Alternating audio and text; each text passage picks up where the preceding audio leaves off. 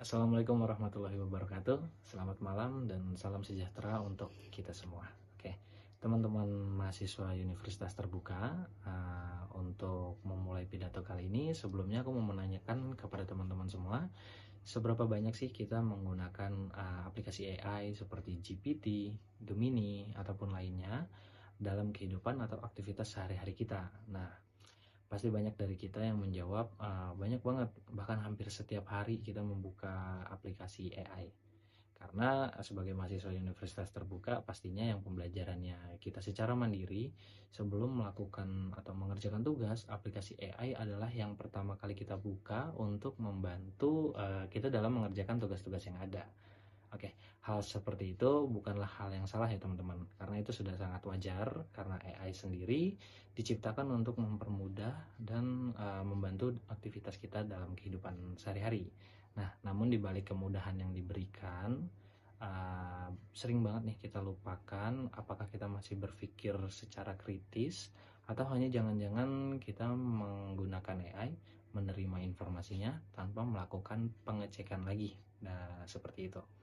Nah, teman-teman semuanya, perkembangan AI memang berjalan secara signifikan atau sangat cepat di era sekarang.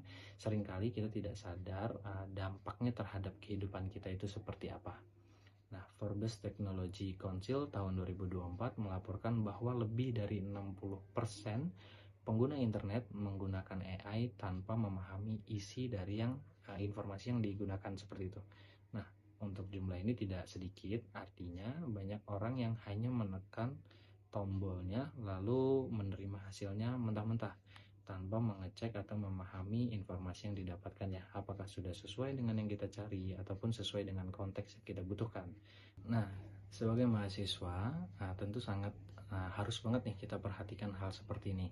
Karena kalau hanya kita menerima hasil dari AI tanpa melakukan pengecekannya, maka kita kehilangan arti dari pembelajaran itu sendiri, yaitu bagaimana cara kita berpikir secara mandiri.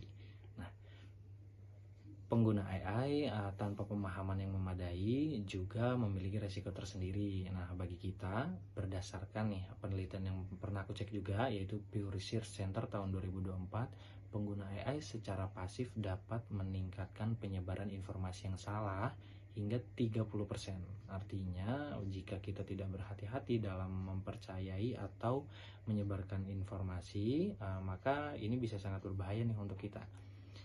Nah, dalam dunia akademik tentunya hal seperti ini bakal merugikan kita, terutama informasi yang kita dapatkan itu kita gunakan untuk mengerjakan tugas, mengerjakan diskusi, atau bahkan mengambil keputusan.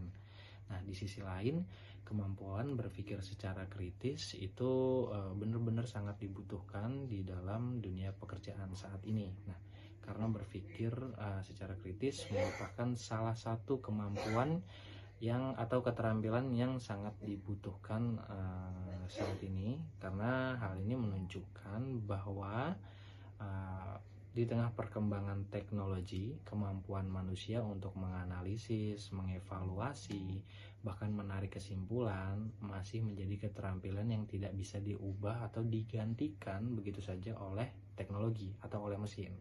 Nah, sebagai mahasiswa Universitas Terbuka yang terbiasanya belajar mandiri, kita harus memanfaatkan AI hanya sebagai alat bantu, bukan sebagai pengganti cara berpikir kita.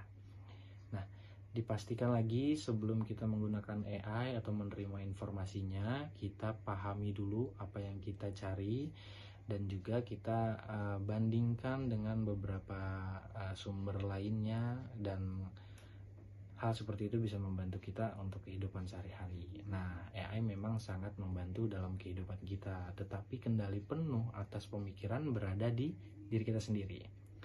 Oke, mungkin untuk pidato kali ini cukup mengenai hal yang saya sampaikan. Saran nih dari aku untuk teman-teman semua, khususnya mahasiswa Universitas Terbuka, semoga kita semua bisa menggunakan teknologi dengan benar, dengan lebih bijak, dan tetap mempertahankan kemampuan berpikir kritis di tengah perkembangan AI yang semakin pesat ini. Nah, sekian dari saya, terima kasih. Wassalamualaikum warahmatullahi wabarakatuh. Selamat malam teman-teman.